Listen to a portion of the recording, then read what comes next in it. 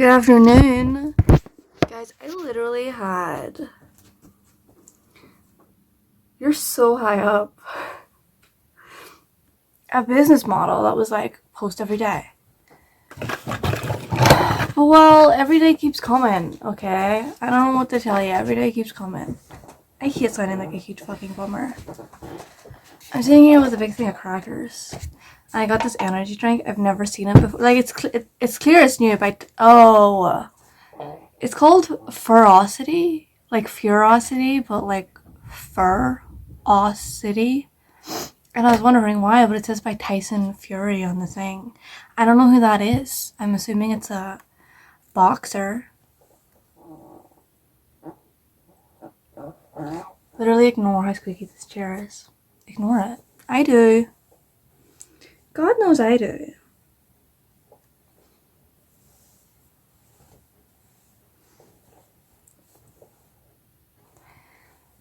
So what's up? I have nothing to talk about today. I just wanted to, cause okay. Upload every day.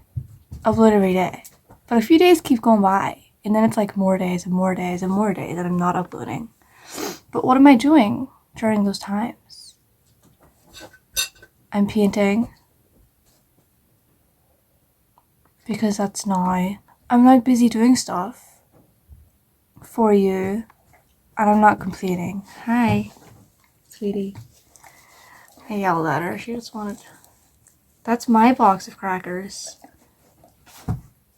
Go away. There's fucking candy stick boxes sitting in front of me. I got them as a joke with my siblings, like, because it was like 12 of them, and it's 12 for a pound, and I was like, should I get this? Should we get this just for the tattoos? And I don't even like candy sticks. They're DC characters. That's Aquaman, the Joker, Cyborg, Wonder Woman, fucking Catwoman, some shit.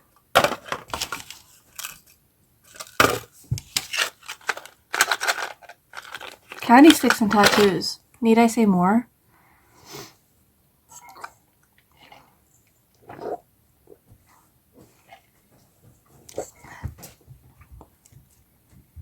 This is a review for Tyson Fury's energy drink. Is it sugar-free? Yes. But it tastes like sweetener. In the grossest way possible. Monster Energy knows how to make their sweetener taste okay. There used to be an energy drink that was sold literally in the same shelf as this stuff, where this stuff is now. I'm pretty sure they just swapped them out. I don't remember what they're called, but they had flavors. There was like a moose on it. Moose Energy? With like a little cartoon moose. And I know that same brand does like protein powder and stuff, so I know it was like for people who work out. And the flavors were like candy flavors. There was like blue raspberry and whatever. I used to mix it with vodka. But this tastes terrible. It used to taste like sweets. It used to taste like candy. Blue raspberry, etc. That's how they used the like overbearing sweetener flavor, so it tasted good. And this one's called Berry Freeze, so I thought it would be kind of similar to Blue Raspberry, the Moose brand stuff. Let me read the ingredients. There's carbonated water. There's normal stuff. Potassium sorbate sweetener, sucralose, and food coloring. So why does it taste terrible? I was expecting some weird ingredient they threw in there. There's water, citric acid, taurine, and then there's flavorings, including caffeine. Caffeine's apparently a flavoring. I didn't know that. And then preservative, potassium sorbate. Sorbate. And then there's vitamins and food color. That's what's in every energy drink. I'm reading, there's like a Monster Energy right beside me. So I'm comparing. Well, they have ginseng root extract, Panax ginseng root, and their sweeteners are sucralose, acesulfame, K. So that's like 2 more ingredients that they have. They have a root extract and 2 different types of sweeteners. This one has no root extract, and their sweetener is sucralose. Okay. It tastes like butt. Like it's such an it feels like what's that powdered sugar stuff you get in like sweets? You get like the stick and you dip it in the dip. There's like different names for like different things, but you know what I mean? The colored sugar you get with that kind of candy. You like the stick, you dip it in the sugar. That gross. I hate that stuff. That's what this tastes like. It tastes like I'm drinking that straight up. Maybe mixed with a little bit of water. And it leaves like a coating on my mouth. I had the same problem with Prime. First time I tasted Prime, it had that exact same, like, there's too much sweetener. Dial it back. I know it's sugar free, but there's easier ways to do this.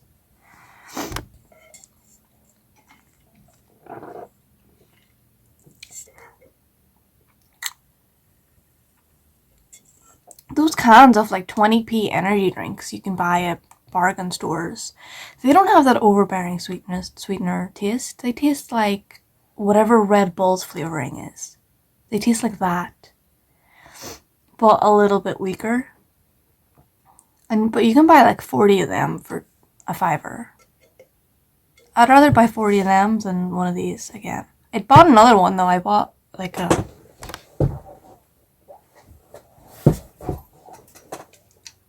Lemon Blast.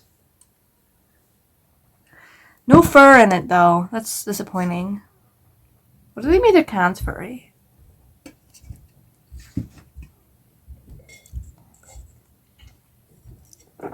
Name redacted. Get in here. I'm filming a vlog. Name redacted. Roberto. What up? You can't talk. You're a minor. Shut the hell up. Why are you wearing... I really hate that hoodie. I think you should get rid of it. The only hoodie I have with a hood that fits. You need to go to H&M. I have like £5 in my hand. You can find one for £5. You can... Dude, do you know how many hoodies I've shoplifted from H&M? Yes, it's recording. Look at Star. Oh. She's so cold. Miley! I want to use that later. No. Oh, I still have. What was that? Anyway, guys, Ferocity tastes like shit. Do you want to taste this? Not really. But it's just a sugar-free energy drink. I was saying it's not gonna taste good. Why is it so cold? It's Berry Freeze! Tyson Fury. I don't know who that is. Is that the guy that fought Logan? No. Jake Paul? No. Which one's that? That was Mike Tyson. They both have Tyson. I was like, where's my phone? It's right in front of me. The Google thing's on my laptop. It just tastes like sugar. It's sugar free. Okay, let's not go. There's too much sweetener. Sweetener, these balls. I couldn't think of the pun. You can see me in the mirror. There's going to be a big black bar there. What is? My guess was he's like a wrestler or a boxer. Tyson Fury. What else would that be? Maybe he's a YouTuber. Tyson Furry. Tyson Fuzzy. Oh my god, he looks like a comedian. He's a British professional boxer. Look at his face. He looks like, whatchamacallit? He looks like the guy that does that podcast. The YouTube guy that does, like, he's like a big nerd. The bald one with a beard. It's the music review guy? No. Oh. I don't know. He, like, posts about science and stuff. Vsauce? Yeah, Vsauce. He looks like Vsauce. He doesn't look like I guess he kind of looks like... He has the same eyes and mouth as Vsauce if Vsauce worked out. Michael from Vsauce? Guys, is this vagina sauce? I never thought about vagina sauce before. I do all the time. V sauce. The V doesn't stand for anything. Why would you do that? And humiliate Michael from V Oh, sauce. look at Star. Star curled up. I know, she's so cold and eepy. Take the ones that are full, because they'd be emptying out in my purse. Pissing me off. I'm gonna go eat Superman. Tyson Furry. No, it's England. I can make fun of it. Withenshaw.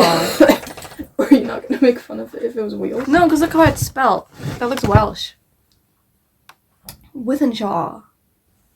It's actually Wythe and Shawy. Shawan Mendes. Withenshaw. It is really commonplace to be beaten to death on the way to buy a pint of milk. A pint of milk? You'll be beaten to death. Oh. So ugly. Why would they make places that look like this and then get upset whenever the people are sad? Why are English people so sad? Because they're poor. Maybe it's because the government doesn't care about them. I like where we live though. I don't. It's beautiful. Peaceful. No, it's not. What's not peaceful about it? The alcoholics. You can go out at night though. You can go out at I'm night. scared of people my age. There's nobody, yeah, people your age, but I can go out at night. I'm an adult. Yeah, and people are more likely to kidnap you than they are me. Nobody, why? Granny's your target. I do push-ups. You're retarded. I do push-ups. Doesn't mean anything. Kidnap code. I do How many push-ups. push-ups can you do in a row? I don't count. I think about other things. Probably 6. Oh, wow. Yeah, it's a big number. I I have to edit this whole bit. said name redacted, that should be enough. You were in the mirror. Oh, yeah. And I talked about how ugly England is. What? I talked about how ugly England is. Yeah. People are gonna get offended. No. The only people who watch me are American or Canadian. That's because you're American. I like those people. If you're English and you watch me, please know I hate your government as much as you do. She also hates you as a person. I also have spite against you, probably not because you're English or you were raised in England, but because of your accent. Like maybe if She should go die. maybe if you gain some self-control and stop speaking like that, I'll respect you. But I can't. So what's up? I'm so glad I bought this oversized hoodie. Guys, I have to edit this whole fucking video. Name redacted came in. The dogs are doing stuff. They're both looking down in shame. I have to edit this whole thing. And now I'm really pissed. Because I just wanted to sit here and have a nice conversation to distract myself from the fact that I woke up stressed again today because I woke up late. If I wake up early, I'm good to go. I'm good to go. Yesterday I woke up early and I finished the video that I started on the day when I woke up stressed. What time even is it? It's 2:50. That means I probably woke up around 1:30 or 2. I have to go to the post office. I have to go, what day is it today? It's Thursday. I have to go to the chemist. The pharmacy. I don't know what to call it. The chemist or the pharmacy. I have to manicure my nails. No, I don't. I don't have to do anything.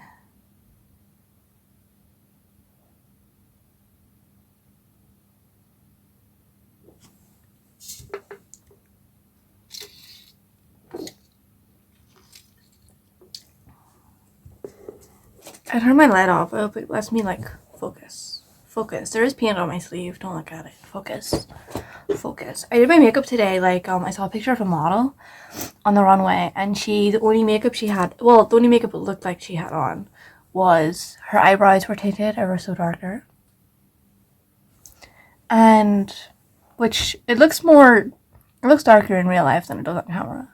And she had like a white highlighting her inner eye, which I also have, but once again on camera it doesn't look like it does in real life. I also took some red, a dark reddish purple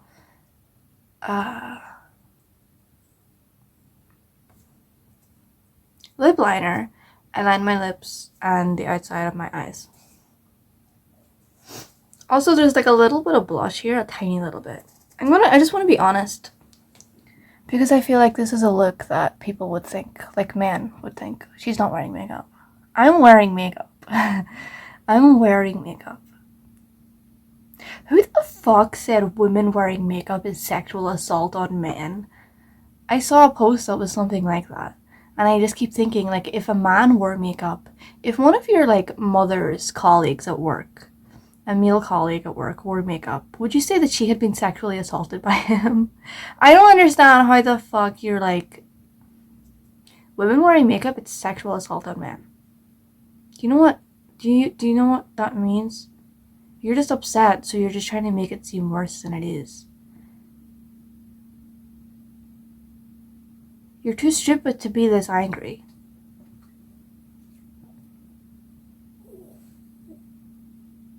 I can't mew, and that kind of pisses me off.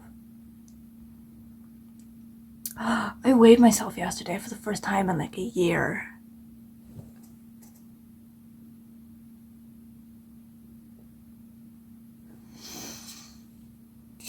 Which is weird because, like, I don't weigh myself because it doesn't really fucking matter, does it? You can be like thin and weigh a lot. You know, like you can look good and weigh a lot. Muscle weighs more than fat. Everything, all that, I know that. But I fucking weighed myself yesterday. And it was like, I don't want to say the number because it's a high number for me, but I'm a short, tiny lady. So it's probably a really small number for someone else. And I'm going to be like, I can't believe I weigh that much.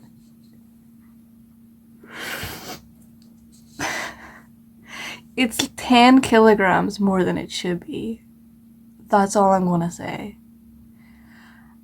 I don't feel that fat. I don't feel that fat. Okay. I don't have a fat face. I don't have a fat upper body. My hands are, it all goes to my torso. I've said this before, when I'm sitting here and I'm like talking to you, you cannot tell my weight at all. Maybe sometimes my face will be more bloated. But oh my god. And it sucks too because I've been dieting for and working out. I've been dieting and working out for 2 weeks. I think 2 weeks. I don't keep track of time very well. It could be 1 day or it could be a month. My estimation is 2 weeks. So the fact that in the middle of feeling like I made a difference, I made a change, it's like, oh, surprise, you're like way up here. Fuck. I mean, not fuck, but it's weird. It's weird to think about. It's odd. It makes me feel odd.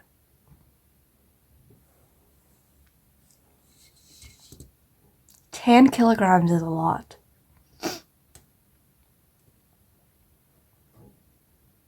How do you gain 10 kilograms and not notice? Like, maybe I noticed the first 5, and that's all I thought it was. I guess not. I guess it's a lot more than the first 5.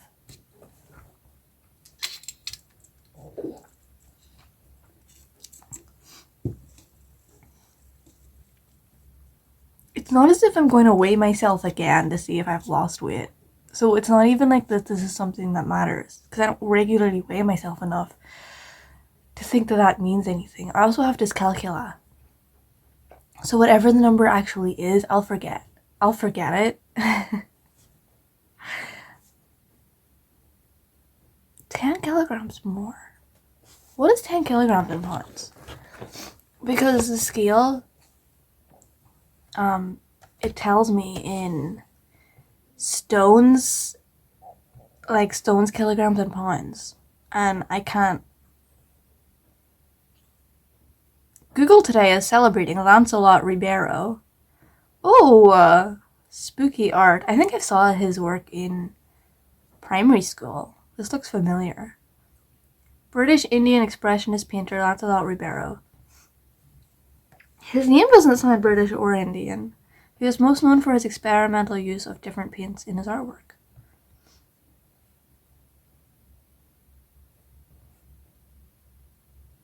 Wow. I don't like it. I don't like the vibe. I don't know if you guys, there's like this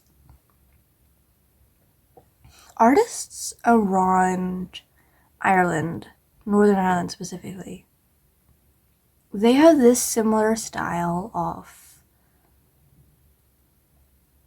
cold, pointy, sharp, bare art. And I hate it. I hate it so much. It's like, let's do a pencil portrait of a wagon alone in the snowy wood. The remnants of a house that burnt down. I hated it. It's so dark. I hate the style of art that's like surrounds me. Like in high school, they'd be like, here's this famous artist from this area. And I would see his art and it's so depressing. It's so depressing. Why would you focus on depressing stuff in your artwork? Like, I understand there's a reason why you would do that personally, but why would you inflict it upon other people? That's such a horrible thing to say. That's such a horrible thing for me to say. What was I going to Google? Why would you inflict your artwork on other people? That's like unfair. Bitch, just close your eyes and don't look at it. What was I Googling? Great googly moogly. Oh, 10 kilograms. It tells me in stones, and it's like something stone, point something else. And my dyscalculic, dyslexia, dyslexic, dyscalculic. That doesn't sound real. My like dyslexic mind is like something. What's the last point? Is this a different unit of measurement? Is it something in stone, and in the last measurement, the last point something is in pounds? Or is the first point in pounds? And then it's something pounds point something. I couldn't figure it out. 10 kilograms is 22 pounds. 22 pounds. Okay. If you fast, you can lose 1 to 2 pounds a day. Did you know that?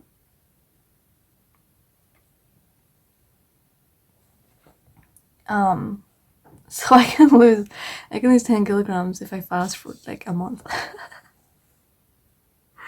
I can't fast for more than 3 days. I said this. I made a video where I fasted for 24 hours. It's one of my most watched videos. And it's like a really horrible video. What if I did that again? I don't want to do that again. Because I just want to be like, this is like the easiest thing ever. Fasting for 24 hours is so fucking easy. It really gets to a problem whenever 3 days, because by 3 days I feel like I'm dying. You know, I do eat salt when I fast and vitamins. Salt water and vitamins. But it's not enough. I feel like I'm dying by day 3 and I'm like, How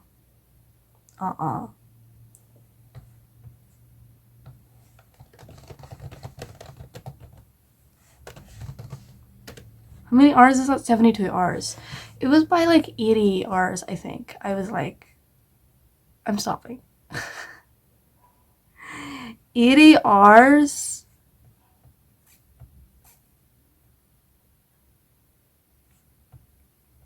$8 hours? 80? It will take 3 months to lose 22 pounds. Like this even matters. I'm not even going to weigh myself again because that's not even something that I regularly do, so why start now? So what's up?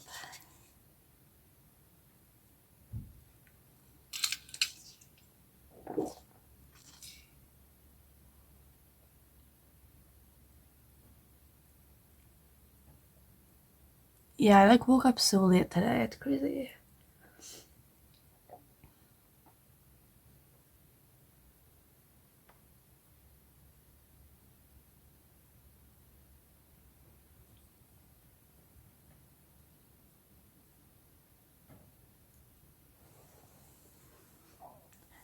us get back together, and if it's true,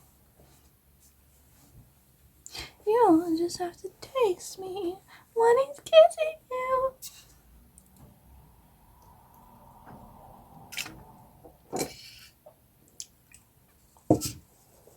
Like, I can't remember what I did before I started painting.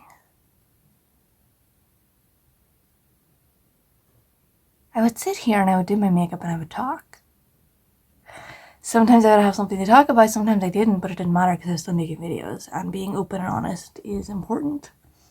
So I was open and honest with the camera. How quickly we forget. If there's ever like a reboot of Schitt's Creek, there's probably so many other actors for that role, but I feel like I could be a younger Moira Rose. I just feel like that type of character resonates in my soul. How quickly we forget. That's not how she talks.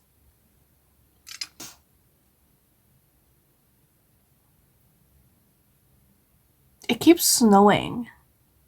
That's not news. Oh, you know what I could do? Look for I had a weird dream that involved the newspaper.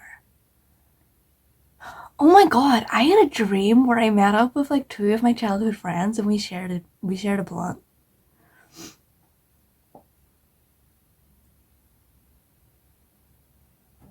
I have to stop waking up and then going back to sleep, because it gives me weird ass dreams. Like, if I just sleep through the whole night, I don't remember my dream. But if I wake up to go to the bathroom when my dog wakes me up, cause she like heard a noise, so she wakes me up like, bitch, I heard a noise, and I'm like, go back to sleep. And then I go back to sleep after waking up. I remember my dream because the next time I wake up, it's like in the middle of the sleep cycle or whatever. And I'm gonna delete. Remember that fucking portrait painting I fucking painted on myself? I'm gonna delete it right here now because it's on my desktop. Oh, I accidentally just opened it. It's on my desktop, and I need to delete it. Thank you. My video yesterday is a mess because I didn't feel like going, like I edited a lot of it. I'd have started editing out every time I take a deep breath because in the middle of talking I'm like and then I continue talking, and it's whenever I talk I don't notice it, but whenever I'm listening back to my own voice, it's the most annoying thing in the world. How I breathe before I talk. Also, in all of my dreams, I have long hair. In all of my dreams the past 2 months, my hair has been so long. And then I wake up and I remember that it's a mess. It's fine though. You make together, and if that's true. I was drawing Spiderman yesterday. I like ran out of things to talk about. I had nothing to talk about. It's like I'm sitting here, I'm trying to relax, but I'm still like putting pressure on myself.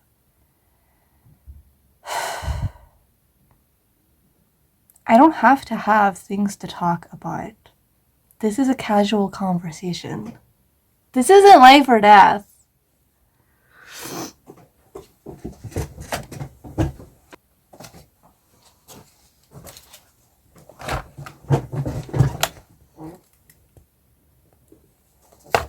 And you're back together, and if it's true. I like how she does that whenever she dances. She's like, and if it's true. She's like nods her head and smiles. You haven't studied Sabrina Carpenter live performances like I have. You'll just have to taste me when he's kissing you. I couldn't tell. Is Speeder Sparker,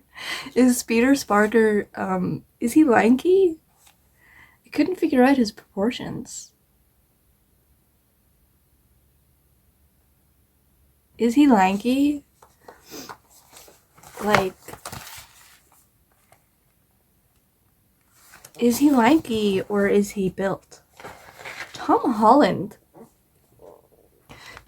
Spider-Man is tricky because he is like these like feminine hips.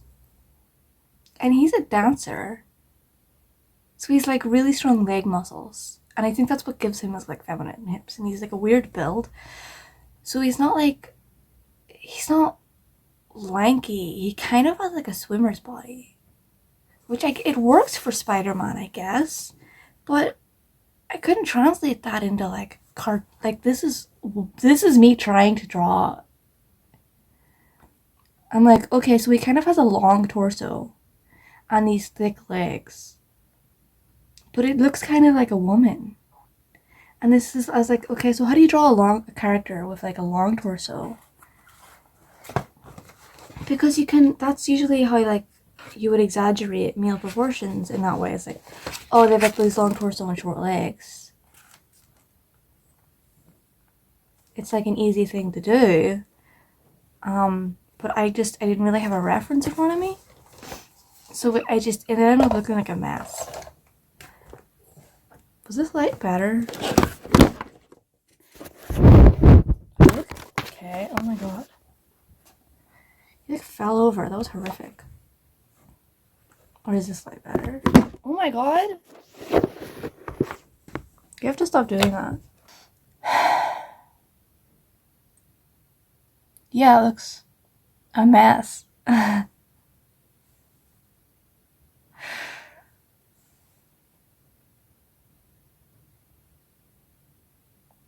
don't know what to get anyone for Christmas.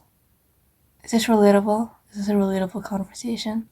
Did anyone else read Good Omens? I read Good Omens in high school, and that was before the show came out. I remember my uncle told me about they were going to make a movie in like the 90s or the 2000s, but it turned out to be too expensive to make because of all the special effects and stuff. And I was like, well, yeah, I guess so, because like it just made sense because a lot of mystical things happen in the book. So whoever was going to make the movie, like I didn't research this afterward. It's just what my uncle told me, was that they were going to make a movie and then they didn't because it was too expensive. Because I said the book was good. And then after that, I think a couple of years after that, I heard they were making a TV show. And then a few years after that, it came out on Amazon Prime. Amazon Prime. I never watched it. To this day, I never watched it. I know a lot of people ship the demon. People ship the main characters. Of course they do. David Tennant is there. Of course people were going to, you know. I don't like the casting. I have the same problem. I read fucking Vampire Diaries in high school, and I didn't even know that was a TV show till one of my friends brought it up. And I was like, that's a show? They made a show from that? And I went home and I saw like a clip from it, and it looked terrible. To this day, I've never watched it. My mother watched it like 4 times in a row, so I know what happens in it, and it looks just as terrible as I thought it was. It's very depressing, and it reminds me of Gossip Girl in that I don't understand how people can find comfort in it. No offense. Like, things like Gilmore Girls or, Buffy the Vampire, like other shows from that era. I understand how people get comfort from those. What's the show called with the witches? The sister witches. There's like a Smiths song for their opening. I don't remember. That one. But like, I know Vampire Diaries came along after that. Even American Horror Story, I understand how you can like find comfort in that, but fucking Vampire Diaries TV show, it's cold. There's no emotion. The actors aren't doing anything. The same thing with Gossip Girl. It's like the actors just show up and they all seem to hate each other, and you can tell. You can tell. None of them are good at what they do. Except for whoever the brunette is. I feel like she's the soul of the show. I haven't watched it. Once again, I only seen other people have been watching it, and I've seen like clips, parts of these shows. I know the basic storylines and stuff. Plus, it's been on nonstop since I was a kid, so. And then fucking, oh my god, I was so excited whenever I heard they were making Interview with a Vampire into a TV show. I mean, I wasn't that excited. I was excited when I found out it was a movie, because I read it before I knew it was a movie, and it was one of the books I ever read at the time, so I was like, they made a movie? And I watched the movie, and it was exactly everything that was in the book, and it was cast well, and it was such a good fucking movie, and I was like, yes! And now for the rest of my life, my expectations for movie adaptations of books will be high as hell, because the Interview with a Vampire was so fucking good. So good. There was the sequel, which isn't even the sequel book. It's Queen of the Damned, which is not the sequel to Interview with a Vampire book-wise. Didn't finish the movie. So what's the show called? Is it Armand or is it Lestat that it focuses on? The vampire Lestat. Armand. It's not Louis. It's not little Louis, is it? Interview with the... Isn't it also Amazon Prime?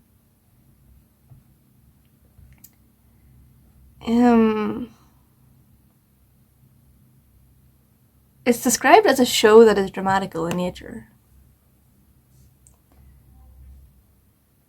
Okay.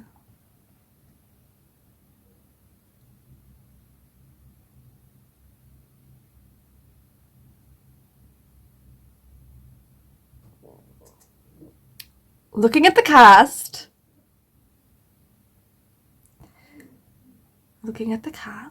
Does it take place in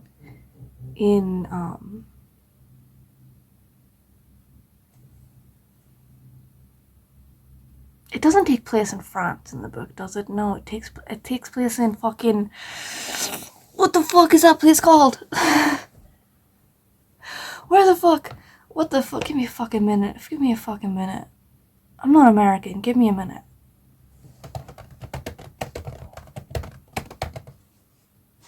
Give me a fucking minute. I gotta Google. New Orleans. Home place of Gambit from X-Men.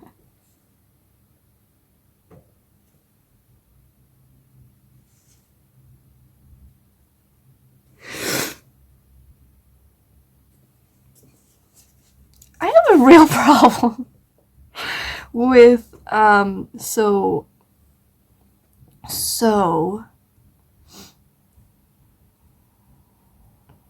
I don't know if other YouTube, those like YouTube theorists, they upload maybe once a week with top 10, like these are scary conspiracy theories I found on TikTok, and they're kind of filling the role that she and Dawson used to fill, because I don't know if his were the most popular kind of that content, but these newer ones seem to be definitely inspired by what he was doing, and one of them is Michelle Platty, who I made an entire video on, and I still watch to this day. I still watch her content. I'm not a hater.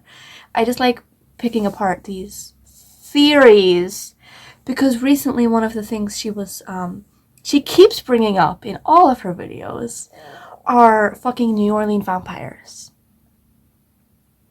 And how vampires are real, but only in New Orleans. And her evidence is people from that area sitting in their car telling stories about how they interacted with someone, maybe at their work, maybe at the store, and they acted weird. Therefore, vampires are real.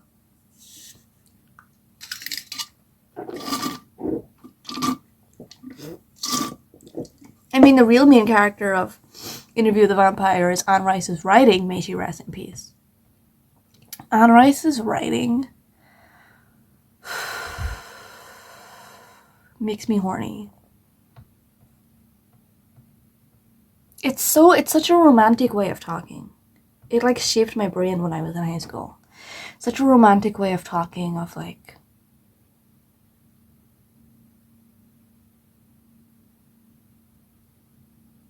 being. It was like my older sister's novel, the version of Interview with the Vampire I read.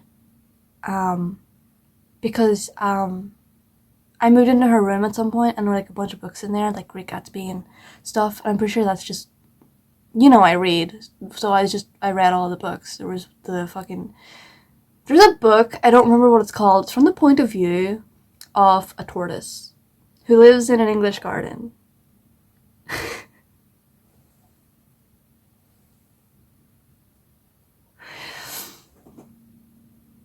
And I remember every night reading through that book, and there was a lot of words in it I didn't know. So, I like to write in books with a pencil. I'm one of those people who I circle things, I write my own little thoughts in the corner. If there's a word I don't know, I underline it and I add it like a dictionary or my phone and I search it up and find out what it was. Especially in high school, you're very inquisitive. You're very inquisitive whenever you're younger. You want to know what everything is. But as an adult, for some reason that's embarrassing. If I see a word I don't know, I just pretend like I know it and I move on. Because as an adult, I'm ashamed that I don't have that. Adults are stupid. Like, what happens to your fucking brain whenever you reach adulthood that it gives up?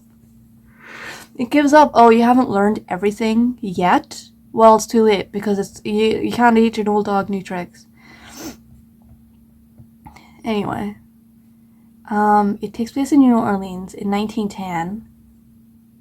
Sherlock Holmes was alive. That was a weird thing for my brain to connect. Sherlock Holmes was alive, though.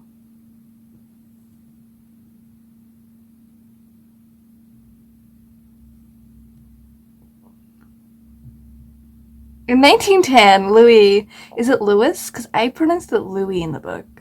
But I think it's Louis. I watched the movie multiple times, and my brain... If it's pronounced Louis, my brain wiped that from my memory. Louis. I just prefer to say Louis, because that's not how you spell Louis. I know it probably is, but that's not how I would spell Louis. Louis is a 33-year-old closeted Creole man. So this is the TV series they're describing. It's the TV series they're describing. Successful brothel owner in New Orleans. I don't think he's closeted, I just think he doesn't know what gay people are. Right? That was my impression from the book and the movie. He just did what he was told because he was human during a hard time. There was like a famine, there was slavery uprisings. There was, I don't mean that was hard for him. I mean, he was a slave owner, but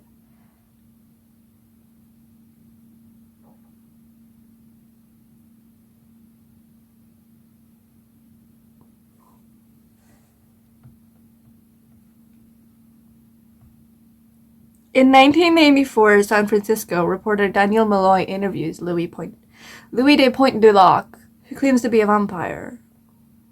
Played by fucking Christian Slater. Played by Christian Slater, right? Yeah, we have the same birthday, me and him. We're twins. Yeah. Except he was born in 1969.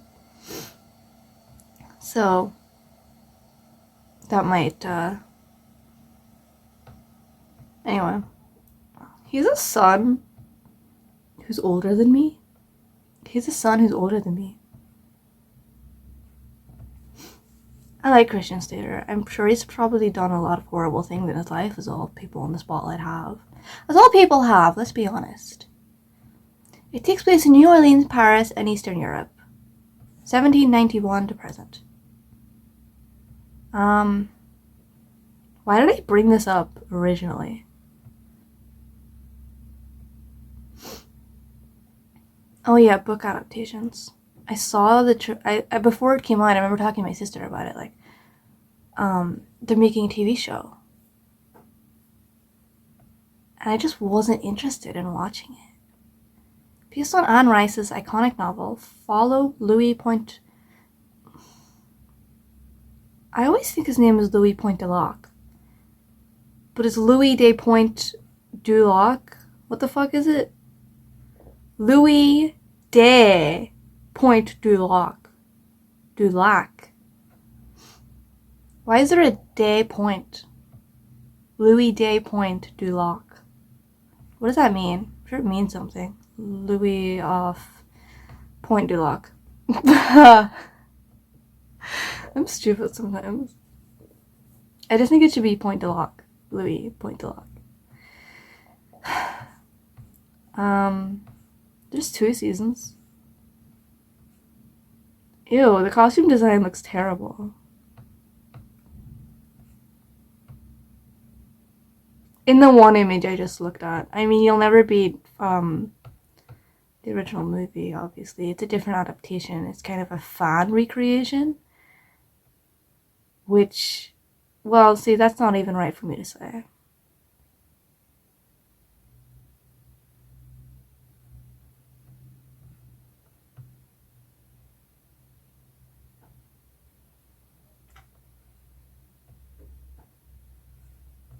Anyway, moving on. I want to watch Wicked. People keep saying that it's horrible. I don't think I like Ariana Grande. I like Ariana Grande.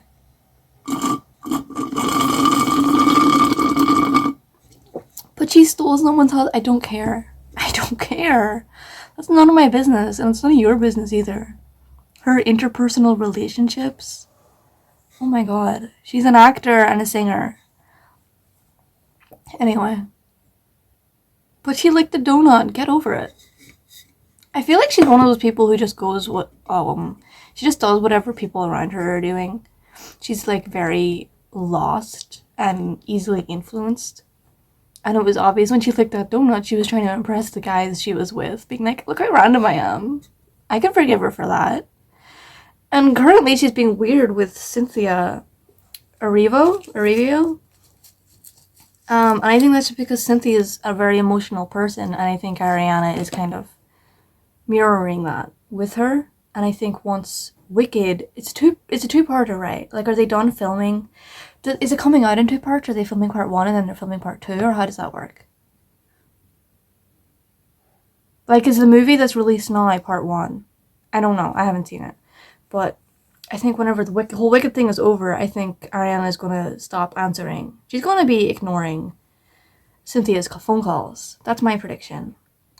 I think that she's like very empathic, sympathetic. That's why every person she works with, she ends up dating. She can't step onto a set or make a song with someone without like, she can't fake date someone in a show without actually doing it in real life. She's very, it's more than method acting, I think. Or I think her career is her whole life, and maybe it is just an extreme form of method acting. Like, she becomes the character and she has no choice. She has no control over it. I don't know.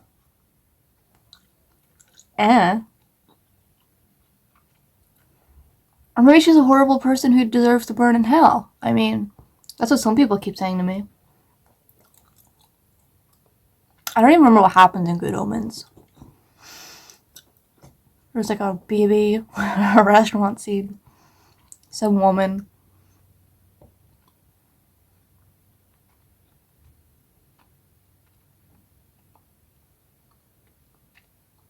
A car. Rock music.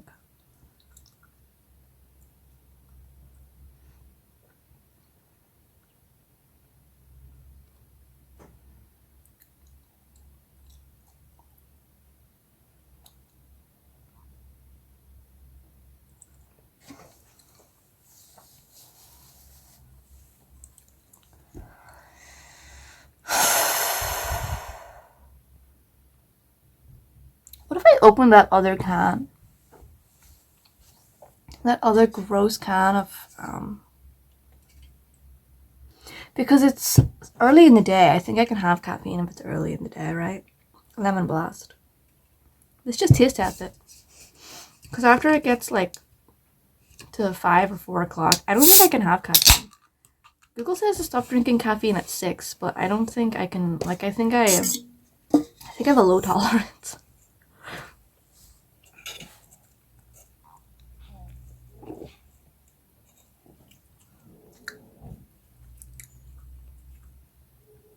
I don't know if it's slightly better or I just got used to the berry freeze. And also there's gum in my mouth. Me taking gum out of my mouth is probably someone's fetish, and that was for you, babe.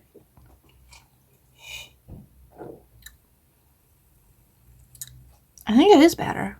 Lemon blast. You can definitely taste the lemon.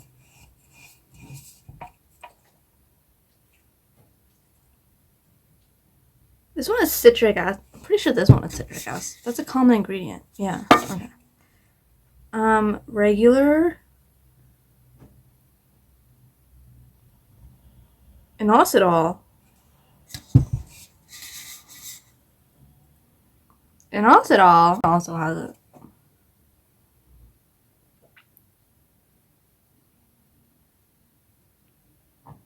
I'm wondering what the flavoring they put in here is.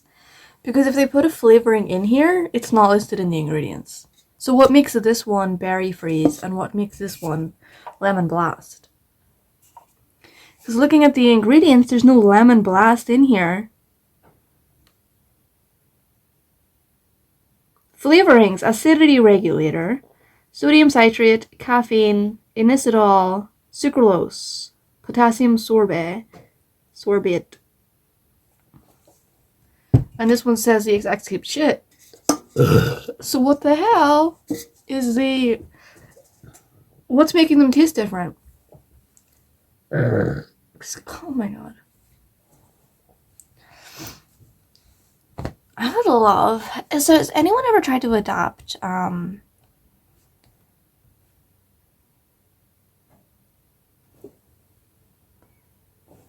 Sartre? I forgot his name. John Paul Sartre. Like, has anyone ever tried to adapt one of his books? Adaptations. Because if so, I'm interested. Well, his play No Exit. Okay, I knew that. But that was written as a play, was it not? Was it not written as a play? Guys, they made this play into a stage play.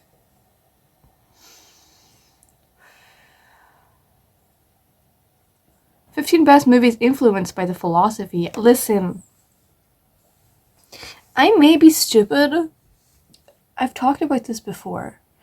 I may be stupid, but reading Sartre's work, the only philosophy I got from it was that he's sad, he's French, and he hates women and himself more than women. Like, he hates himself so much, other people's existence means nothing, and that kind of comes out in a misogynistic way. Look at me making excuses. He definitely hates himself. And he's French, I think. He sounds French when he writes. I mean, it is in English, but very European. Very European. That's the only philosophy I ever got from his books. Is that he hates himself and he's sad. That's not even a philosophy, but why do people... Unless he explicitly tells you his, like, political point of view and his view on life, how do you get anything from his works? I mean, I've only read Nausea and Age of Reason, and I have a third one. I don't remember which one. Nausea is my favorite. Since I was... When did I leave high school? 16. Since before... 15, maybe. Yes, I was kicked out of high school, but yes, I do have a degree. But it's an art degree, so... I have my bachelor's. Yeah. I'm a scientist. Existentialism. Existentialism's so stupid. I'm so sorry. This is why I'm glad my high school didn't teach philosophy. Because I wouldn't be able to stop laughing. And there'd be so many faux You know what I hate? People who call themselves communist because they think it makes them seem like I'm anti-capitalist, therefore I'm a communist. Like, you don't know what communism is. You're 15 and you think it makes you sound edgy. Shut the fuck up. Communism's not good. And I don't mean that from a pro-capitalist, like, Cold War, red menace standpoint, like, oh, to defeat communism. I mean that from, like, you don't really understand what you're talking about kind of way. If you're over the age of 30, if you're over the age of 30, I'm not talking to you. No, if you're over the age of 28, 27, I'm not talking to you. You can have your ideas on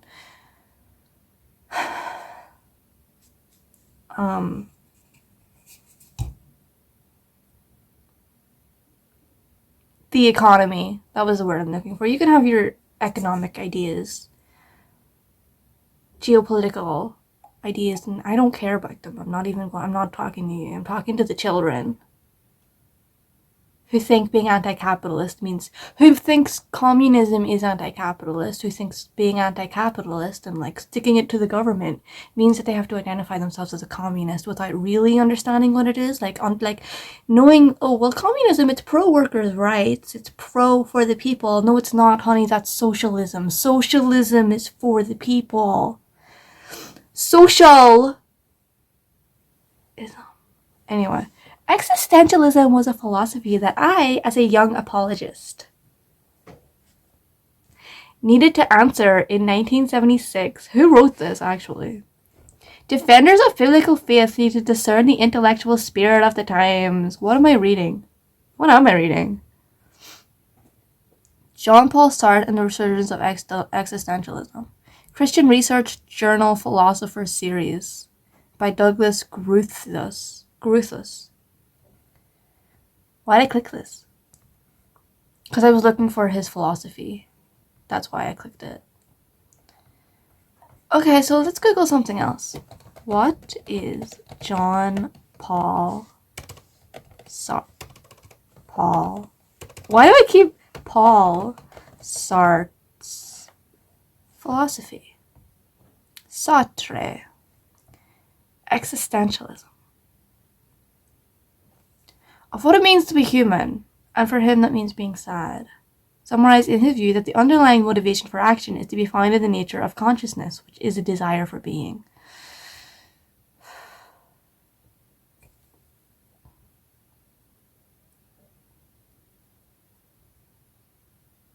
His philosophy centered, this is from the AI overview that Google's showing me, his philosophy centered on the idea that people are free to choose their own path in life. What's the alternative? Okay. And are responsible for their actions. This is dumb. Sorry, it's not dumb. That was not kind of me to say. What I mean to say is that, in my opinion, philosophy is not serious. It's not serious. And by serious, I mean it's not bound by the laws of physics. There's no math. It's obviously, it's like, well, what does it mean to be? It's, it's in the head. It's choosing which viewpoint you choose. Like, obviously it's difficult having awareness, having self-awareness, having a consciousness, and so philosophy is it's a focus on that. I understand what it is. I understand. I am a female. I don't know if you know this, but women I don't know if you've seen the trend of women talking about men talking to them about basic philosophical concepts and acting like they just discovered something deep when women have been knowing this since they were 8 years old. I don't know if you've been seeing that trend. But guys, I'm dumb. I keep losing my train of thought. I'm not dumb. I have a poor memory. And I'm worried I have a brain tumor. I've been worried I've had a brain tumor since I was 8 years old. Because I used to get really horrible headaches. And I don't have headaches anymore.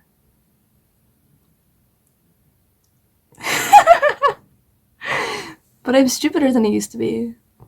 Sartre believed that things can be either being in itself or being for itself. Being in itself refers to things that are not conscious. So being in itself meaning trapped within its own mechanisms. Like a flower. Oh no, like a rock or a chair. Which is defined by what they do. I mean, we're trapped within our own mechanisms. Our brain only has one shape. It only has one shape. It can only understand what it was supposed to understand. I don't think free will exists, Jean-Paul Sartre. I think we're locked within the confines of the shape of our minds. Sartre believed that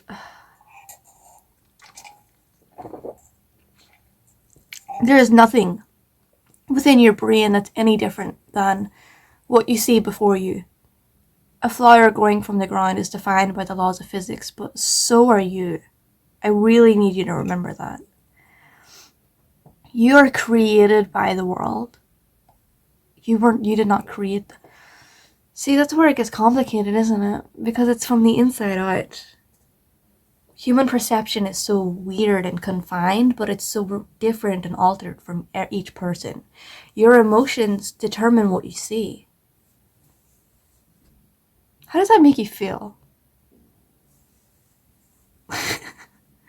His political philosophy combined existentialism and Marxism. Oh, how do you do that? Sounds like every stoner I ever met. And he was a lifelong advocate of socialism. See what I mean? I guess he gets it. Sartre believed that freedom is situated, meaning it's always in the context of a situation. You exist within the context of all that came before you.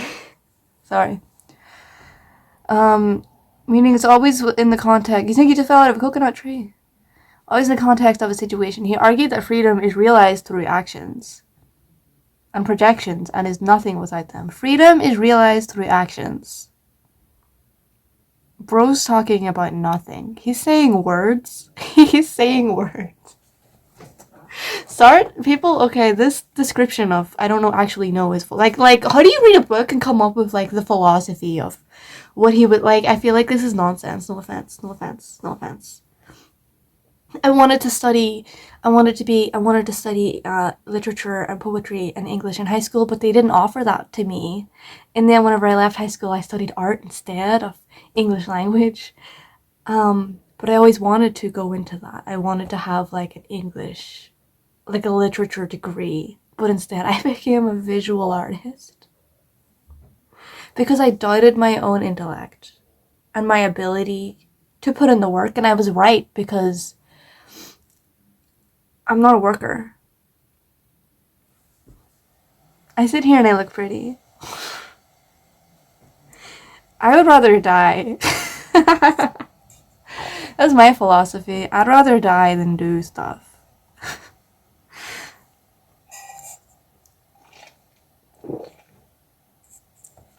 I'd rather die than choose an argument. Be a part of an argument and actually believe in a stance. I'm like a ghost. I'm not even here. Try to pick a fight with me. Okay, I'm gone. I'm out of there. You believe what you want, brother. I have no qualms here. Professor of philosophy. I thought that said took part in the Renaissance. It says resistance. He won a Nobel Prize. And he famously said hell is other people. As is in his play No Exit, which I haven't seen. I know what it is. More famous than he is. It's No Exit's more famous than he is.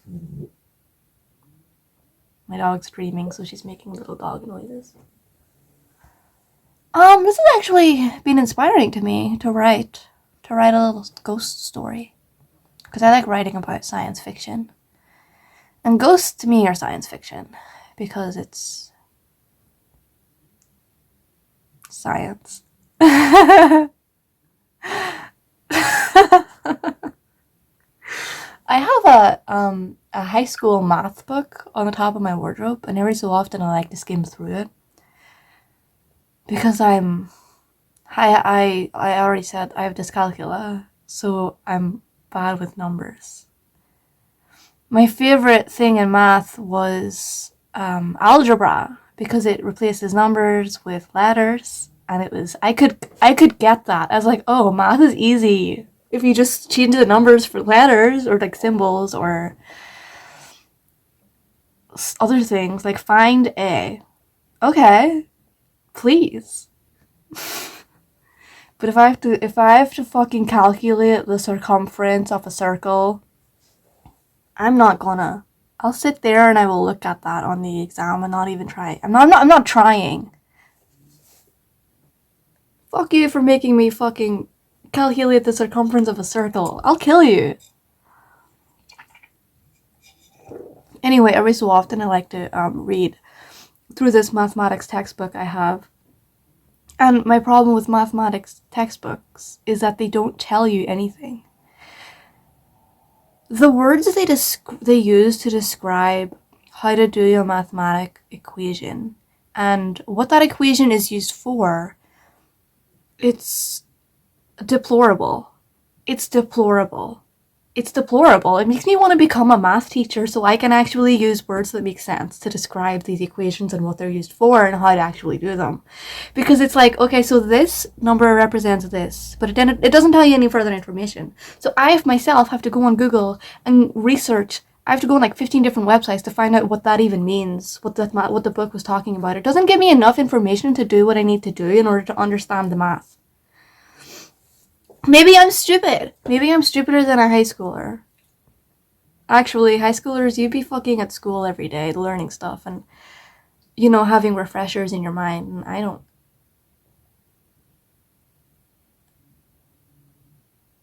That's, you know, adults are stupid because we're not being tested. So, so we just be doing whatever. Fuck, being a child is fucking horrible.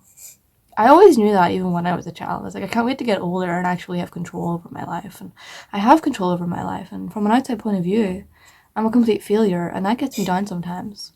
But from an internal point of view, I'm kind of winning. I'm kind of winning.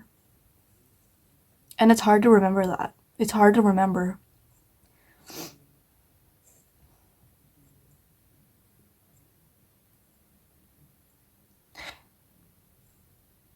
If you're still watching this, I assume you like literature.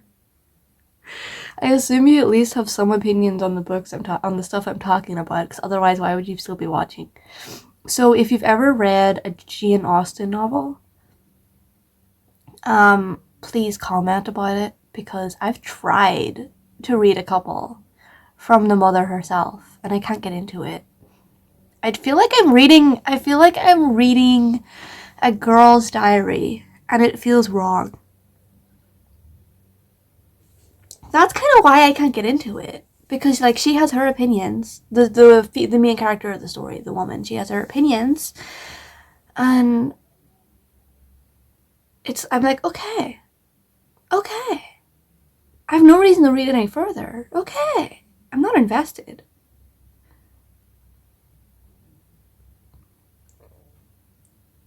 I don't mean that as like an anti-feminist point of view. I can't get into her books because I just feel like I'm reading a woman's diary. And I understand what she's saying about everything, so I have no motivation to keep reading. I feel like I'm snooping. Does that make sense? Because they're written like a diary. Not like a Bridget Jones diary kind of a way. But in like I don't even remember. Mother keeps pissing me off. Mother keeps pissing me off about the state of my dresses. I don't remember what happens in any Jane Austen novel. What? I'm looking at one right now. What even is that? It's Emma. Emma. Clueless was based on Emma. Clueless was my favorite. I haven't watched Emma. I haven't watched Clueless in years, but it's you know, if you ask me what my favorite movie is, I'll probably still say Clueless. I have the fucking DVD of it up there, the whatever edition. The whatever edition, that's literally what it's called. It's like the special features and stuff. The whatever. Ugh. You can see I've been reading. I don't remember reading, but I've underlined people's... I underlined Emma Woodhouse. Handsome, clever, and rich. With a comfortable home and happy disposition. Seemed to unite some of the best blessings of existence, and had lived nearly 21 years in the world with very little to stress or vex her.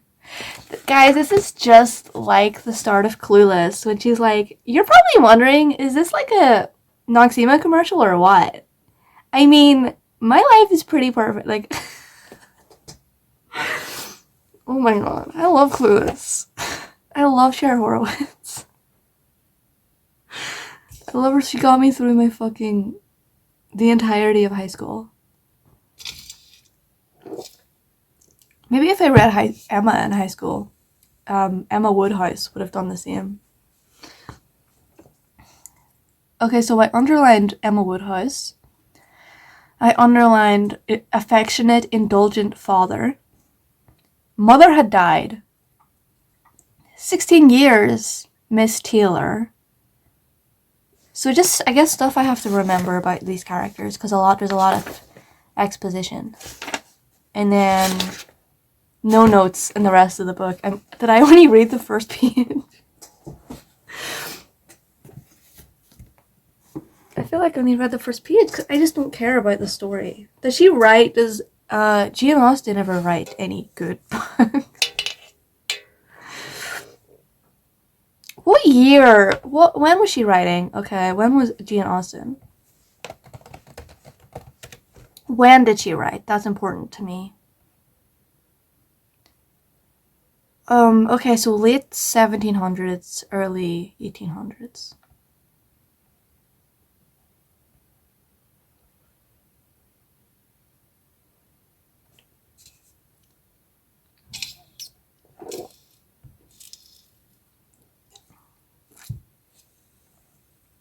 She didn't marry, and she chose to support herself by writing novels.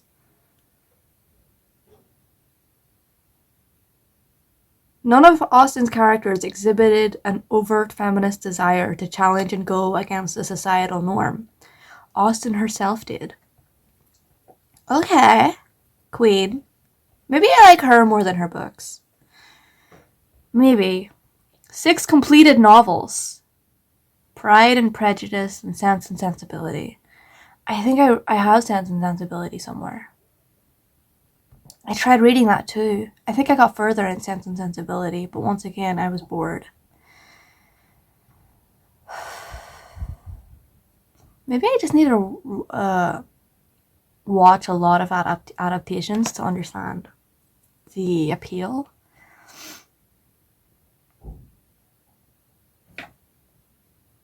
Maybe it's because she was English.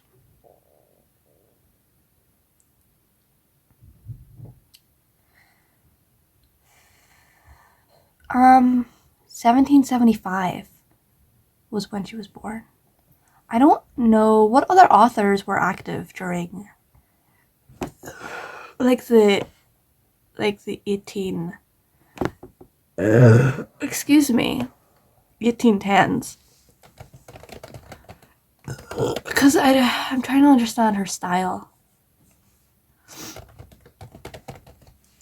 I have so much more to talk about whenever I have like a laptop in front of me, a source of information, so that I'm not just sitting here brain dead and I can actually pull stuff up and continue talking. 18 were active during the year 1800. Charles Dickens. Currently reading Charles Dickens. I keep bringing it up. It just keeps coming up. He's very whimsical. He has that same kind of meandering style. Very personal accords of someone's life. Kind of like a biography style. But he would choose to focus on someone's whole life, usually. And whereas Jane Austen is usually kind of like a young person coming into adulthood kind of a story.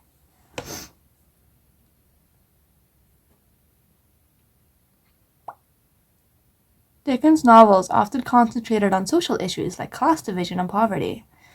Okay. Okay. What about Charlotte Bronte? I've never read any of her books. What is she? Jane Eyre. Okay. Villette. Shirley, the Professor, Bronte sisters. Complete blah blah blah. Glaston, The Woman in White, Emma Brown. I would love to read her poetry.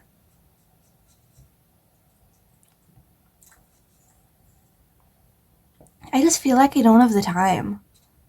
I'm so tired all the time. Emily Bronte. How many Bronte sisters are there? Wuthering Heights. Okay. Okay.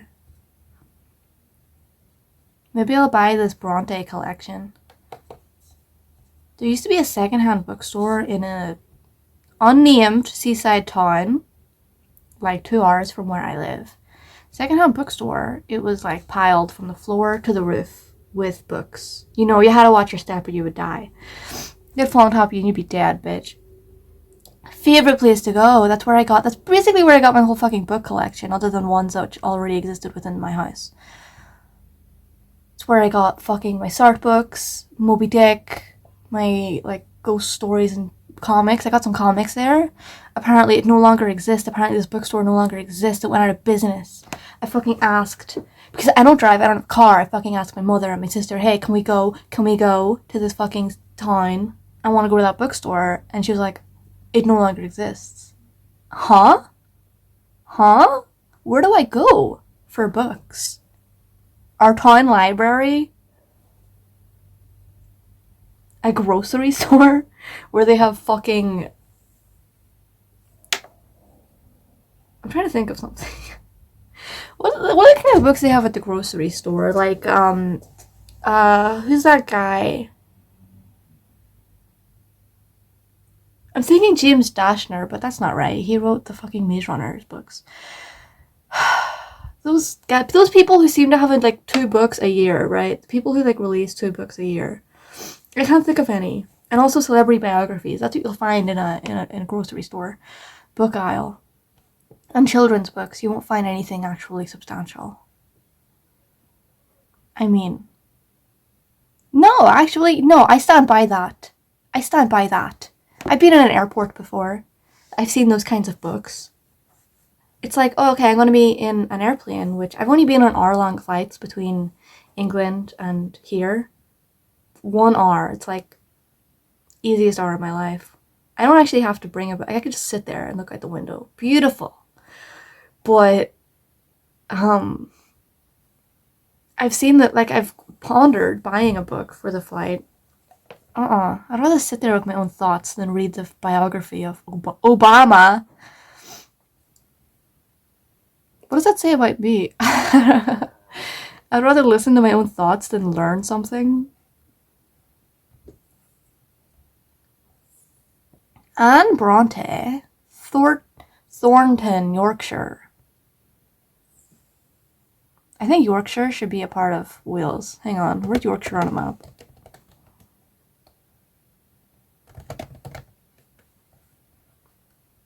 Oh, it's all the way over there? I thought it was near Wales. Oh, God. Never mind, I take back what I said. It's very northern, though. Oh, it looks nice. That's a welcome change. Every single time I Google... Oh, it does look nice. Every single time I search up an English town, I'm shown the most horrid thing I've ever seen in my life. Barren wasteland. But Yorkshire looks nice.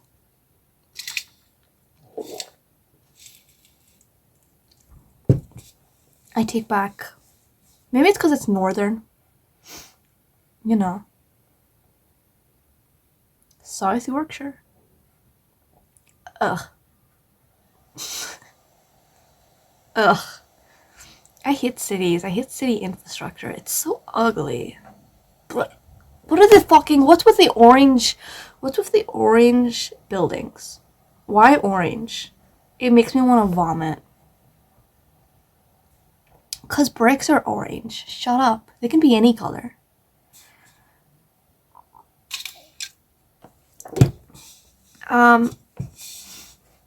What's Wildfell Hall? Died 1849, was an English poet and novelist, sister of Charlotte and Emily Bronte, author of Agnes Grey, and the tenant of Wildfell Hall. Oh, it's a book. I thought she meant she was actually a tenant of Wildfell Hall.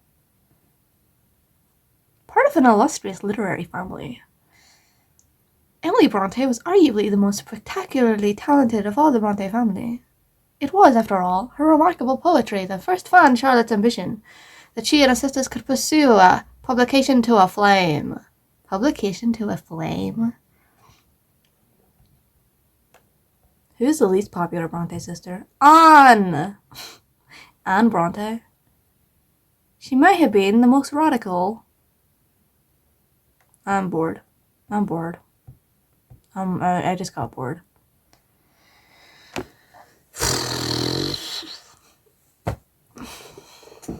I used to be into William Blake. I don't know for the life of me why.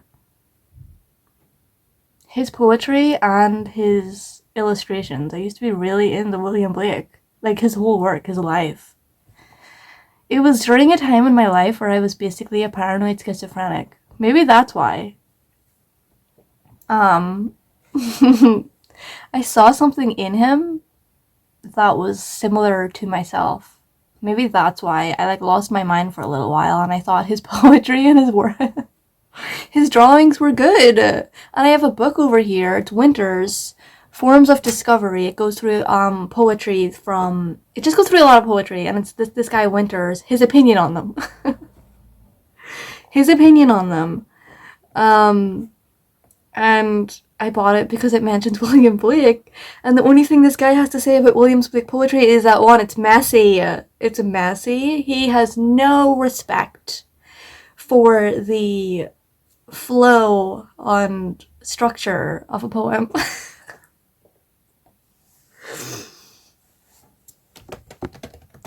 No respect. Ew, look at these images of William Blake. And, okay, so I guess that's what his poetry is known for, being messy. And I thought the imagery in his poetry was very strong. Okay, but he's also an artist, a visual artist, a drawer. And some of his art is well known. Like this one. You know, the god, I don't know who that is. Reaching down from the sun or the moon. But his art is famous among artists for having no idea what anatomy is and adding muscles. He's like a prime. There's a lot of artists during like older eras. They had no references, really. Well, they had some references, but you know, they would want to make a piece of art, but they didn't really know too much about anatomy or where muscles were, so they would just add muscles everywhere. There's still artists like the Liefeld, the Deadpool artist. You know, he's known for adding muscles where there's no muscles, and obviously he's famous for not being able to draw feet. William Blake is like an ancient. I say ancient. I'm pretty sure it was like 1800s, right? 1800s wasn't that long ago. Yeah, early 1700s, late 1800s. The Romantic Age. That's what that's called. That's not what I would call it. The Age of Whimsy. Can we call it the Age of Whimsy? I mean, Edgar Allan Poe was that era, right? Inspired by the works of Charles Dickens. Got no respect from Charles Dickens. Because he was too much of a little fanboy. Anyway, William Blake had his ideas of religion and philosophy, and he was the kind of person who I guess I could understand his kind of point of view from his work. Whereas not Sartre, really? Or I don't get what other people get from Sartre. But the time where I was basically a paranoid schizophrenic, I understood a lot about William Blake. Looking back, I don't know. Blake wants to let's see. Blake wants to trust life to unfold the mystic truth. Blake wants us, I misread it and I got confused. Blake wants us to trust life and unfold the mystic truth and eternal enlightenment. You can see how a paranoid schizophrenic would understand this. Blake believes that despite the plurality of our existence and the contradiction of the world around, it is within the infinitude and the eternal that the eternal human lives. They are one, unified with every aspect of the palpitating life around us. Do you think he did psychedelics? Do you think William Blake did psychedelics? I don't think so. I think he may have just hit his head.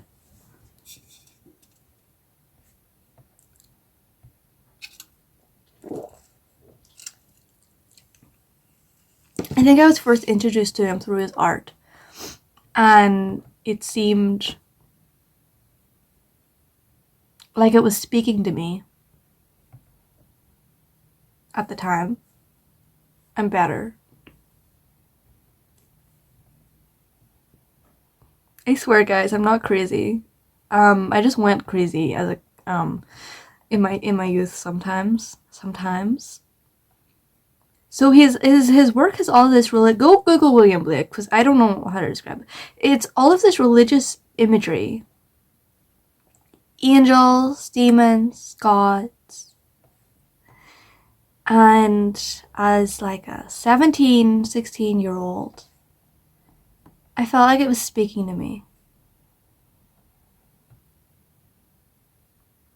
And his poetry had, like, I feel like this is what I see. I felt like that's what I saw in my dreams. I feel like there was voices and stuff that were speaking to me at the time. And I've discovered William Blake, and I felt as though he felt the same things I did.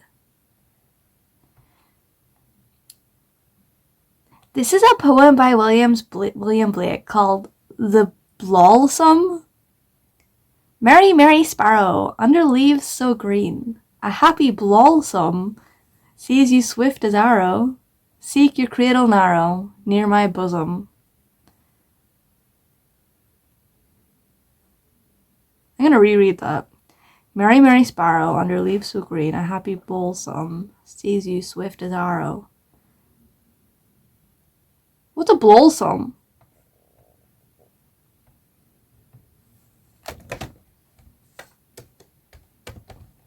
Blossom. Blossom. I don't mean blossom, I mean blossom. Does he even mean blossom? With an easy introduction to the study of botany. ThePlantLady.net. Blossom is an expansion of the inner, and a silex is a continuation of. Blossom, which bears some resemblance to a helmet. The major themes of Tennyson?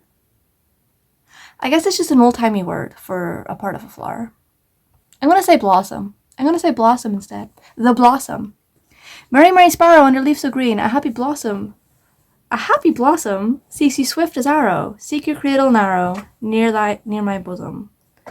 Pretty, pretty robin, under leaves so green, a happy blossom. Here's you sobbing, sobbing. Pretty, pretty robin, near my bosom.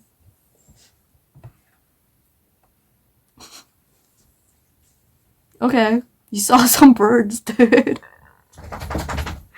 Dude was watching birds and decided to write down his thoughts.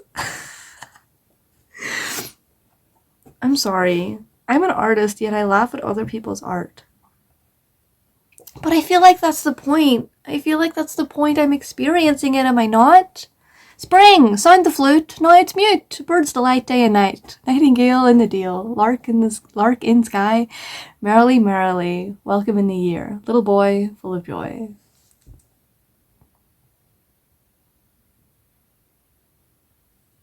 He paints a picture.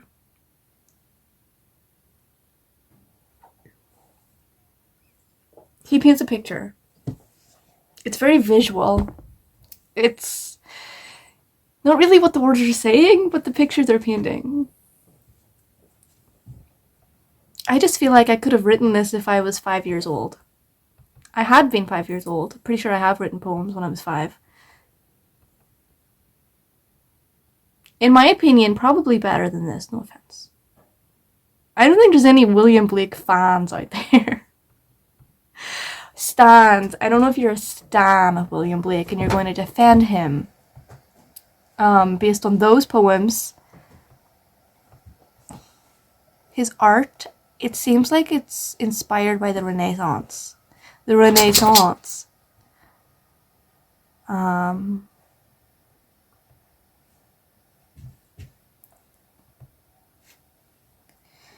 did those feet in ancient time walk upon England's mountains green? He's talking about ancient England.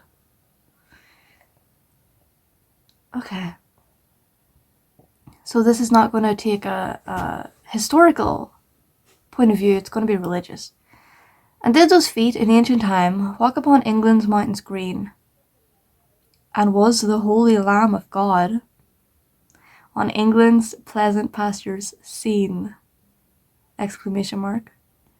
And did the countenance divine, that's a beautiful phrase, countenance divine, shine forth upon our clouded hills? And was Jerusalem builded here among these dark satanic mills?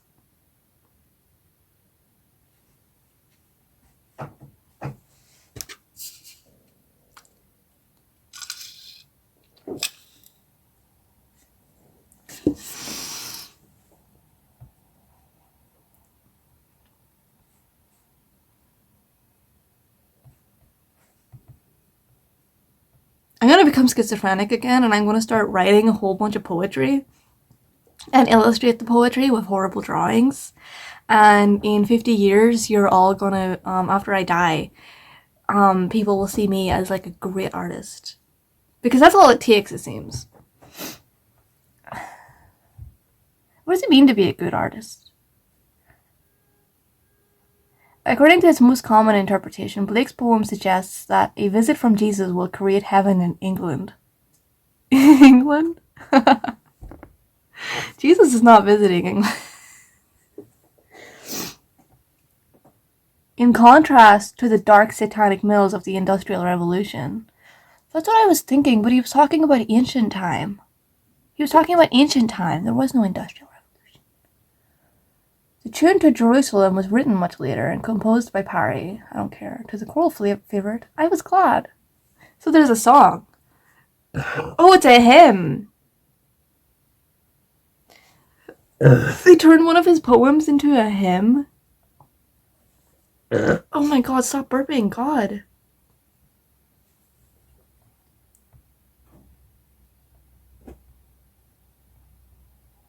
Earlier I said I hate local artists, but I went on a trip to Belfast once and we went into the, I don't remember what it's called. There's like an art museum. It's not a museum, but like an art gallery place for like local people. And upstairs there was like this huge painting. Bright colors. There was clouds. I don't remember who painted it. I don't know your name. I honestly don't have a good description. I just kind of remember what it looked like. Pastel colors, a lot of clouds. It was very bright and beautiful. I couldn't really even make out what was on there.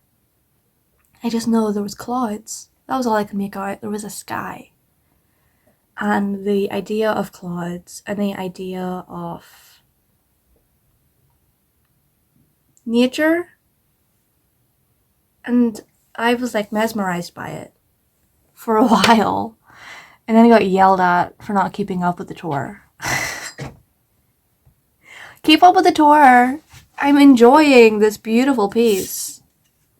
Excuse me, I don't want to go look at a rock.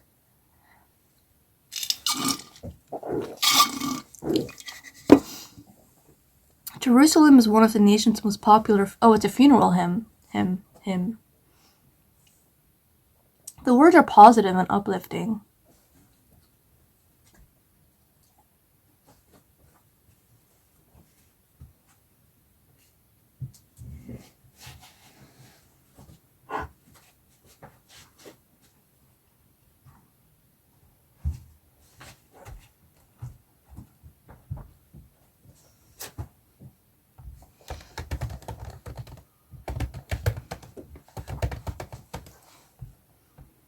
Did Jesus visit ancient Egypt? That's what I just googled.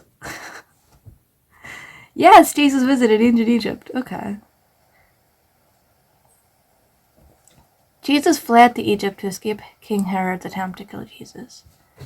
Oh, I learned about that in primary school because I went to Christian school where I was taught creationism. They spent between 3 and 4 months in Egypt, possibly visiting the pyramids and the canals. Alright. I love... When I say I like history, I mean like BC, ancient history. Anything after that does not interest me in this stuff. It just feels too modern. You know, it feels too modern. Oh, Jesus is already dead.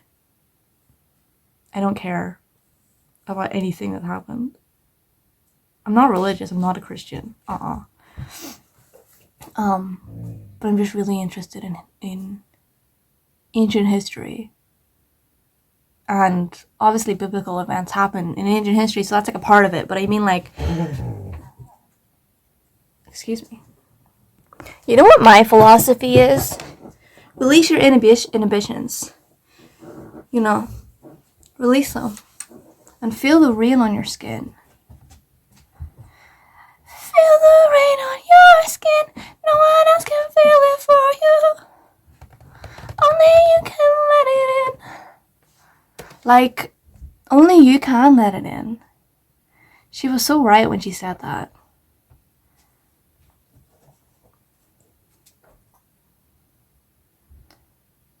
I'm looking at the lyrics right now. I am unwritten, can't read my mind. I'm undefined. I'm just beginning, the pen's in my hand, ending unplanned. Okay, Fiona Apple. Staring at the blank page before you, open up the dirty window.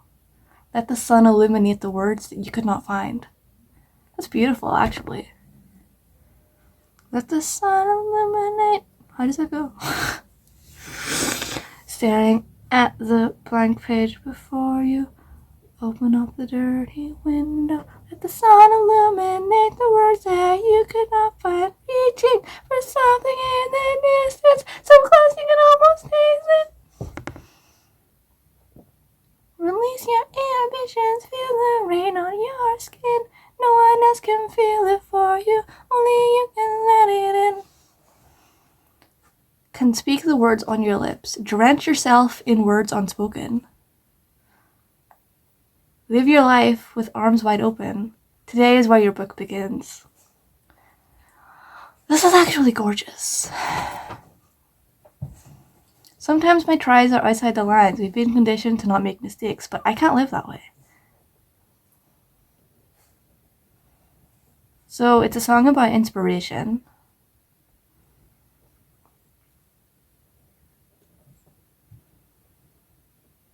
It's been 2 decades since the song came out. Unwritten was written with a 14-year-old in mind. At that age, you're desperate to be taken seriously, but at the same time, everyone is asking you what you're going to do. Okay. It's like a poem. A poem about inspiration and how only you can feel the rain on your skin. I don't have the words to describe how cold my house is right now. Like, my hands are frozen. My hands are frozen?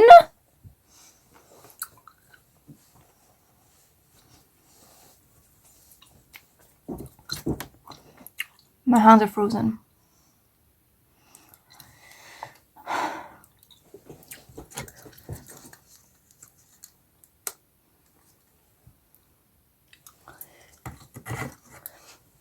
What if I put it over here?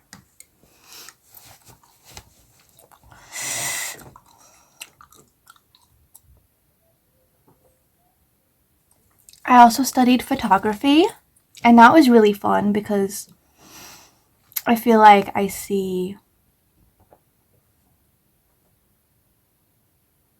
I would say the gayest thing you ever heard. I see like beauty in the world where other people don't.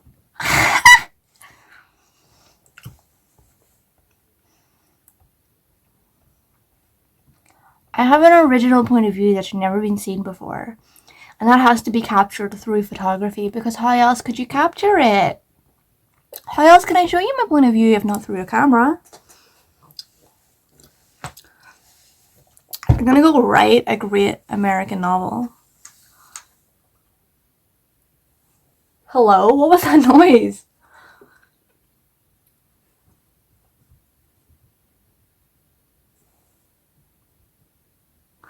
I'm gonna go write. That was a ghost getting angry at me for being a bitch. I'm gonna go write a great American novel. Is the ghost of Herman Melville in here? Was he American? Yeah, he was American. He couldn't be anything but.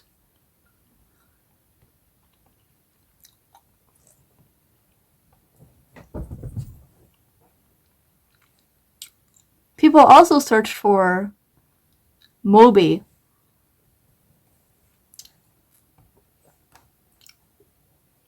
He was born in New York City. He died in New York City.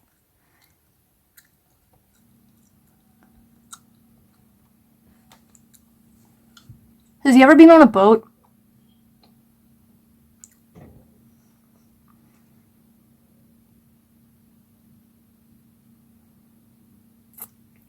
Sorry, the fan fiction I've been reading just opened up in front of me and I got lost in it. Okay, so I'm gonna go write the great American novel. It's about a woman who conducts a seance, and this awakens the spirit of a woman whose corpse is in this woman's basement. You know, she conducts a seance, she has no idea there's a corpse in her basement, the ghost comes back to life. And the woman, whenever the corpse, when she was alive, she was a witch. She lost her husband.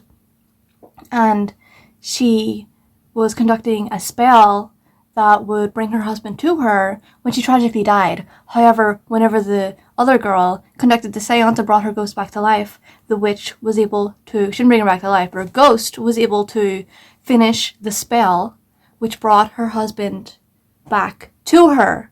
But guess what? Her husband, I don't know where he is, but there's like this space entity. Which is a ball of energy. Because as energy gets transformed from one, not transformed, but past, what's it called? The energy.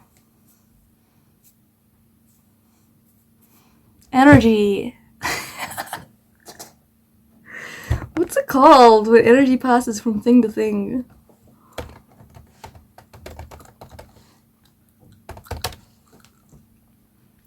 Energy flow takes place via the food chain. Yeah, but what's it called?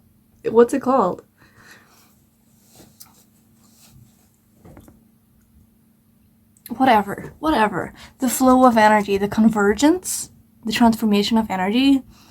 Every time that happens,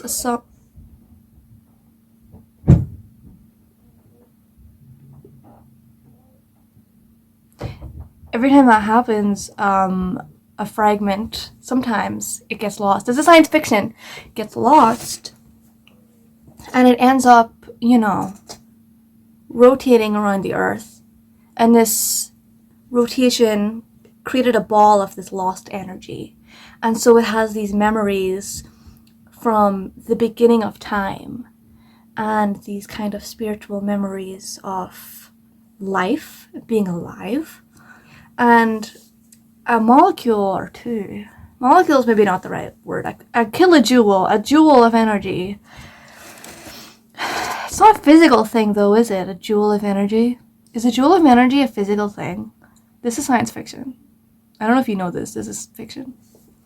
Is a joule of energy physical? Like, you can't capture it, can you? The joule was now no longer defined based on electromagnetic unit, but instead as a unit of work performed by one, unit of force. But is it physical? At the time, not yet named Newton, over the distance of 1 meter. What time? I'm talking about the modern age. What are you talking about? The joule was explicitly intended as the This isn't telling me. Energy is a physical quantity that follows precise natural law. Energy is a quantity that is transformed from system to system. Energy, but what is it though, physically? Can you see it?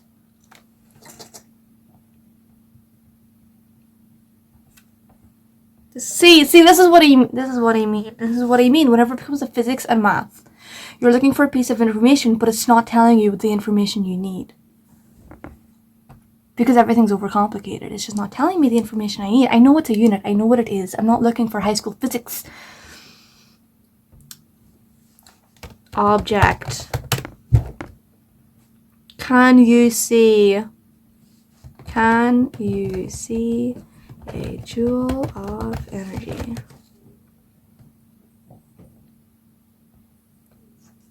No. Because it is extremely small. I know it's small. I know. But can you see it? Do you know what it looks like? How small is it? Here are some examples of how much energy is equal to 1 joule. The energy needed to lift a medium-sized tomato. I'll kill you. I'll kill you. What does it look like? It's the amount of energy needed to lift 1 tomato. That's not what it looks like. That's what it does. Okay, this isn't teaching me anything. That's easy! Lift an object. Fuck off. Okay, this is just giving me like practical examples of 1 joule. Anyway, back to my story. These joules,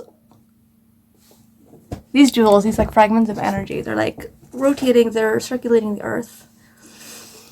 And so whenever the witch's ghost finishes her spell, she slaughters some cattle, she finishes her spell, the ghost, it brings this whole ball, which is now conjoined into like one being, through, because it's existed throughout the entire time. Energy doesn't go anywhere, it just transforms. So it's, been existing since the beginning of time, and it's experienced life through these objects, and it's this thing of information, and now it's rotating the earth, and it comes, shoots right down, because the ghost committed a spell. She called her husband to her, and this is apparently the only thing that exists left of him, is this little piece of energy within this ball, this spirit, I'm going to call it, of this energy spirit. And so it comes down to earth, and it kind of enters the main girl who conducted the seance, because that's her house, and that's also where the witch's corpse is. So this energy is now within her, and after a while, she has like a drug trip, because she's kind of on psychedelics. There's no like it's in her brain, it's in her body, and it kind of finds a way. It's like living within her body, trapped in there forever, and it finds a way to use the like synapses of her brain to communicate to her. Like, obviously it can't control her, it can't spoil. Maybe it could control her because it's in her brain. It's able to communicate to her using her own mind as like a storytelling device, like a language, like communication. And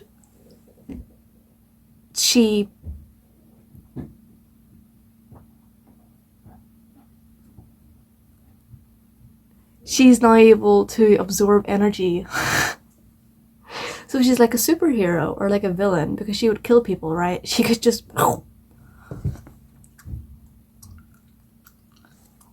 Anyway, that's my Great American Novel.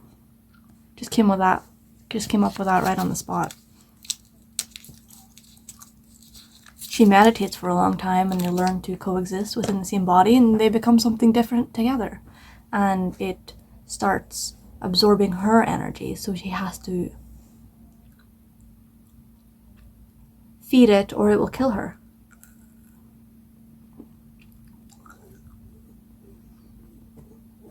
And then she joins the Avengers. I'm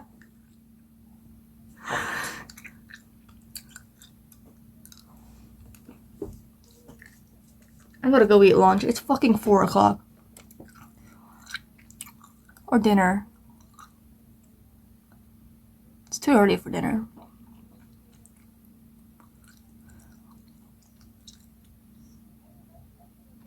This was nice. It was a nice talk. Bye. I'm gonna go. I gotta go do stuff. So do you.